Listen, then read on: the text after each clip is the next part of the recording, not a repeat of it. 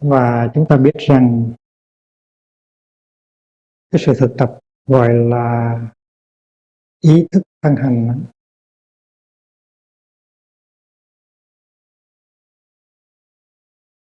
là một sự thực tập rất quan trọng.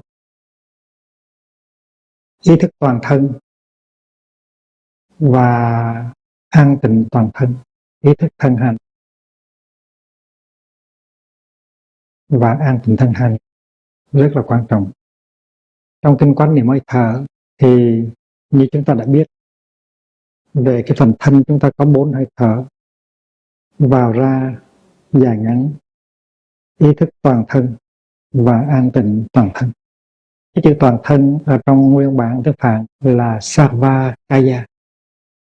Sarvakaya là tất cả thân. Và nó cũng có nghĩa là tất cả mọi cái bộ phận của cơ thể. Và vì vậy cho nên ý thức toàn thân nó có 2 nghĩa. Cái nghĩa đầu là ta có ý thức về thân thể ta như là một cái hợp thể. Và cái nghĩa thứ hai là ta ý thức cái thân thể ta với những cái thành phần của cái cơ thể đó. Khi mà chúng ta học kinh niệm xứ thì chúng ta thấy rõ ràng hơn là ta có ý thức về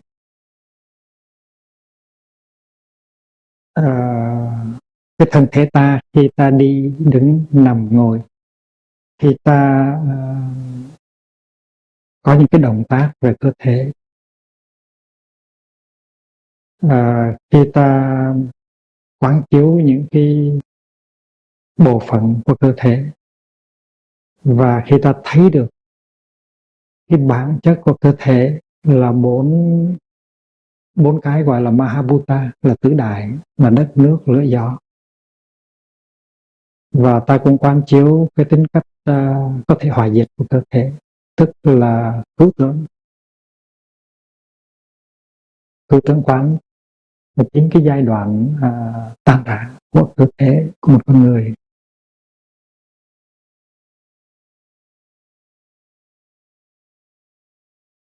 Và khi mà chúng ta ý thức được cái thân hành của chúng ta ôm ấp được nó, chúng ta có thể nhìn sâu được vào trong lòng nó, và chúng ta có thể có tuệ giác.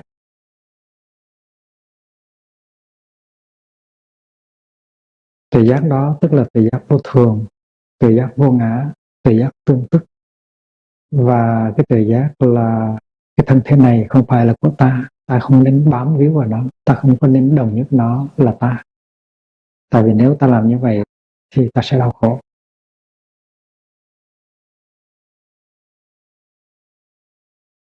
Khi mà hiểu như vậy rồi, ta mới thấy rằng cái sự thực tập là mai. Trong khi đi, đứng, nằm, ngồi, trong khi làm việc, trong khi làm thiền buông thư, là chúng ta thực thi những cái điều mà Đức Thế Tôn đã chỉ dạy trong kinh niệm xứ. Những cái bài thiền tập có hướng dẫn trong sách Sen bước từng cánh he đều là để mà thực thi một cách nghiêm chỉnh những điều mà Đức Thế Tôn đã dạy trong kinh niệm xứ và trong kinh quán niệm hơi thở. Vậy thì 2 cái hơi thở chót, nghĩa là 2 cái hơi thở thứ 3 và thứ 4 ở trong kinh quán niệm hơi thở là ý thức thân hành và an tịnh thân hành. Bây giờ chúng ta hiểu rõ hơn trong từng cái chi tiết làm thế nào để ý thức được cái thân hành và làm thế nào để an tịnh được thân hành. Chúng ta hiểu rõ nhờ chúng ta đọc kinh niệm xứ, 4 lĩnh vực quán niệm.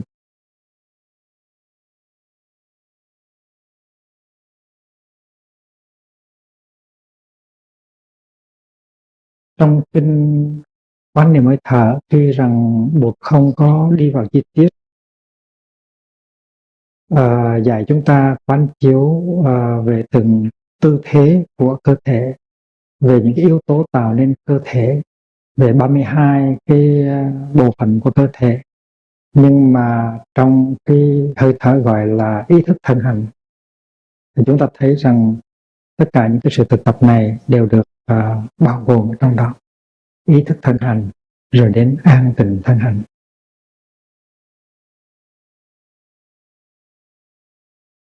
Và khi mà chúng ta nắm được cái thân chúng ta bằng chánh niệm,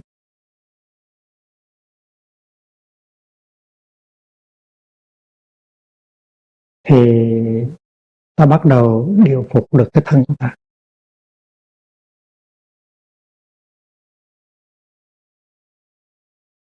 Và cái thân của ta nó trở nên một với ta. Trước hết cái chánh niệm đang còn yếu, và cái thân ta nó giống như là một con trâu rừng.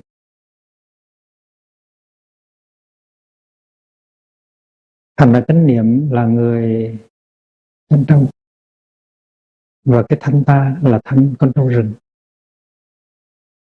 Thì người chăn trâu nó tới với con trâu, và nhờ cái sự thực tập và chánh niệm mà người chăn trâu làm quen được với con trâu, và từ từ điều phục được con trâu. Và sau đó thì người chăn trâu có thể ngồi trên lưng trâu hay là nằm trên lưng trâu, mà trâu nó vẫn đi đúng vào cái hướng mà mình muốn đi. Đó là cái hình ảnh của thập mục nhu đồ, tức là 10 cái hình ảnh của sự chăn trâu. Ban đầu con trâu là một cái thực thể riêng biệt, và người chăn trâu là một thực thể riêng biệt. Hai cái nó không đi đôi với nhau. Nhưng từ từ thì người chăn trâu làm quen được với con trâu, và con trâu nó thuần phục người chăn trâu, và cuối cùng thì người chăn trâu và con trâu nó thành ra một. Và ta thấy rằng cuối cùng thì người chăn trâu ngồi trên lưng trâu và ca hát. Con trâu nó đi đâu cũng được hết, mà đi đâu cũng đúng vào cái chỗ mà người chăn trâu muốn nó đi hết. Rồi khi nó nằm trên lưng trâu và trâu đưa nó về nhà. Và nếu ta không có điều phục được cái thân ta, thì chúng ta khó mà điều phục được cái tâm. Vì vậy cho nên phép niệm xứ nó bắt đầu từ phép quán thân trong thân, nắm được hơi thở, nắm được mỗi cái tư thế của cơ thể trong khi đi đứng nằm ngồi, nắm được những cái hành động của cơ thể, cúi xuống, ngẩng lên, đi tới đi lui, thấy được những bộ phận của cơ thể, mỉm cười với nó, chơi với nó, đồng nhất với nó, lân mẫn nó, thấy được những cái yếu tố trong cơ thể. Đó là những cái phương pháp thực tập rất rất quan trọng. Có người nói tôi tu là tôi tu tâm thôi, mà nói như vậy là không có hiểu thế nào là tu tâm là cái gì đâu. Mình phải tu thân. Cái cơ thể của mình là đối tượng của sự tu tập, mình phải tu tập với cái cơ thể của mình trước.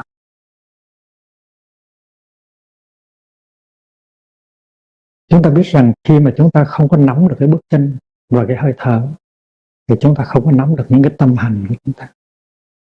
Vì vậy cho nên nắm được bước chân và hơi thở, nắm được những cái động tác trong đời sống hàng ngày, thì chúng ta mới nắm được cái tâm hành và hiểu được cái tâm hành. Và con trâu với ta mới trở thành ra một đôi bạn, và con trâu mới trở thành ta, và ta mới trở thành con trâu của ta.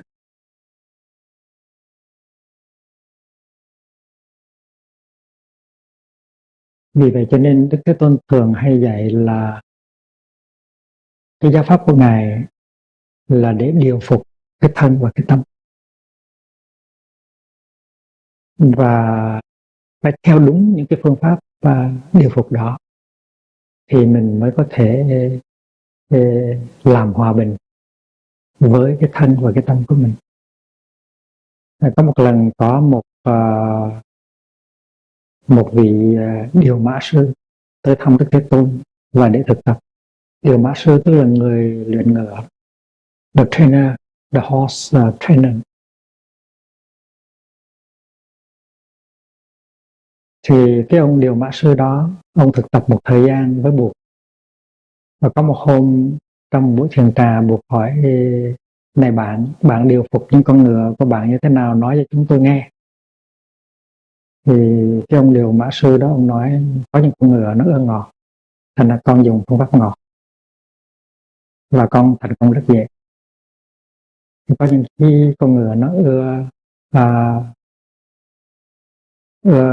mạnh, ưa những biện pháp mạnh, thì con dùng cái biện pháp mạnh và con thành công. Và có những con ngựa phải dùng cả phương pháp ngọt và phương pháp mạnh thì mới thành công. Thì nó có 3 trường hợp như vậy. Rồi Đức Thế Tôn mới mỉm cười và hỏi: nhưng mà trong trường hợp mà có một con ngựa mà sau khi đã áp dụng cả 3 cái phương pháp đó mà không thành công, thì ông làm thế nào? Ngọt nó cũng không xong, mà cứng nó cũng không xong, mà vừa ngọt vừa cứng cũng không xong, thì ông sẽ làm như thế nào? Thì vị điều mã sư nói là trong trường hợp đó thì con giết ngựa, con đem nó ra con giết, tại vì để nó nguy hiểm lắm, nó làm gương xấu cho tất cả những con ngựa khác, và như vậy nó hại lắm. Thì cái ông điều mã sư, ông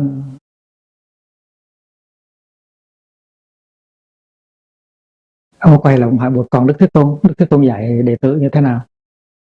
Ngài điều phục và đệ tử như thế nào? Tại vì con thấy rằng trong cái giáo đoàn của Ngài cũng có những cái phần tử rất khó điều phục. Thì Đức Thế Tôn mới ngồi mỉm cười không nói. Ông nói: thôi Ngài nói cho con nghe đi.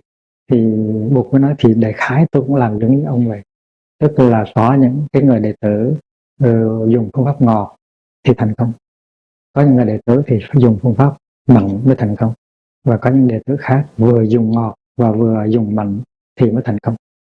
Thì cố nhiên là ông điều mã sư, ông cũng hỏi câu hỏi, ông Bụt đã hỏi ông: vậy thì bạch Đức Thế Tôn, trong trường hợp mà 3 cái phương pháp đó áp dụng rồi mà không thành công thì Đức Thế Tôn làm thế nào đối với người đệ tử đó?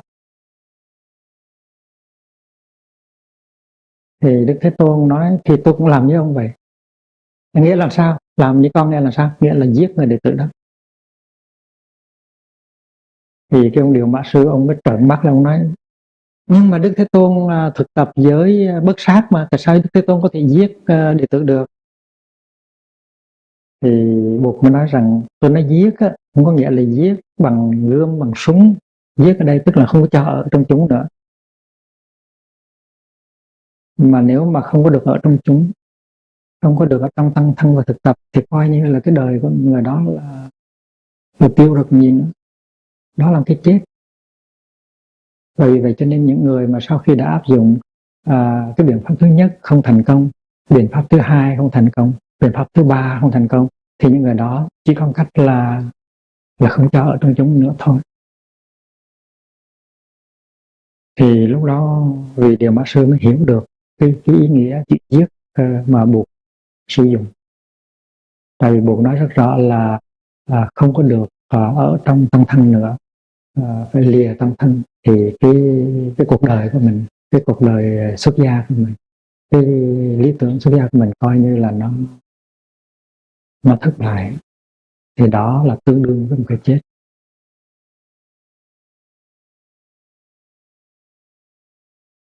Cố nhiên là trong một tăng thân nó có cái lòng từ bi, nó có cái sự bao bọc, nó có cái sự ấp ủ,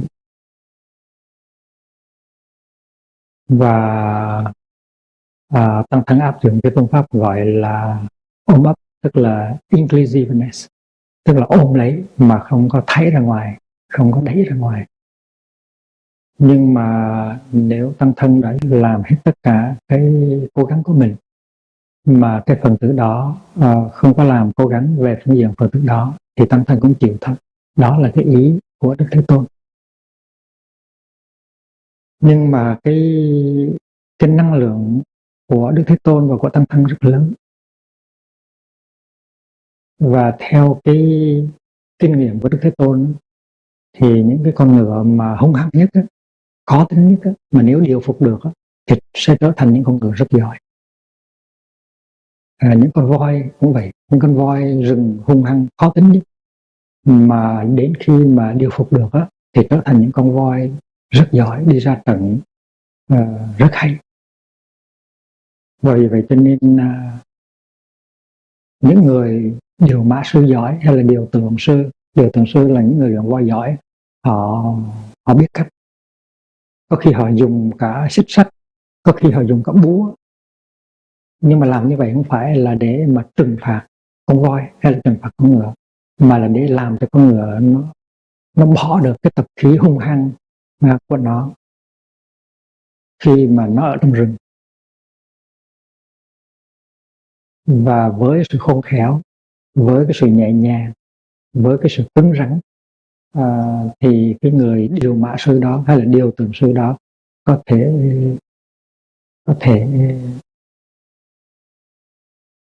điều phục được cái con ngựa đó và con voi đó, và con ngựa đó, con voi đó sẽ trở thành ra những cái tài năng rất là quan trọng.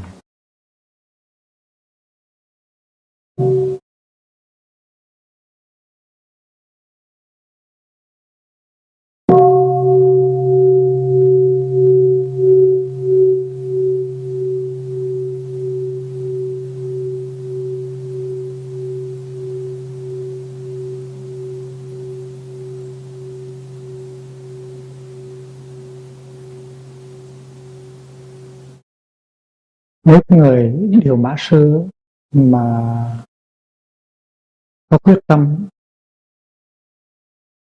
thì người đó sẽ có kiên nhẫn, người đó sẽ sử dụng tất cả những biện pháp của người đó để có thể điều phục được con ngựa này, con ngựa bất kham này. Nhưng mà điều phục không có nghĩa là trừng phạt. Điều phục có nghĩa là giúp cho con ngựa này nó bỏ được cái tập khí ở trong rừng của nó để nó có thể luyện được cái tập khí tốt. Và vì vậy cho nên nhiều khi phải dùng tới cái cọc hay là cái xích sắt hay là cái kềm hay là cái búa. Nhưng mà như vậy có nghĩa là người điều mã sư là một người độc ác. Cái quan trọng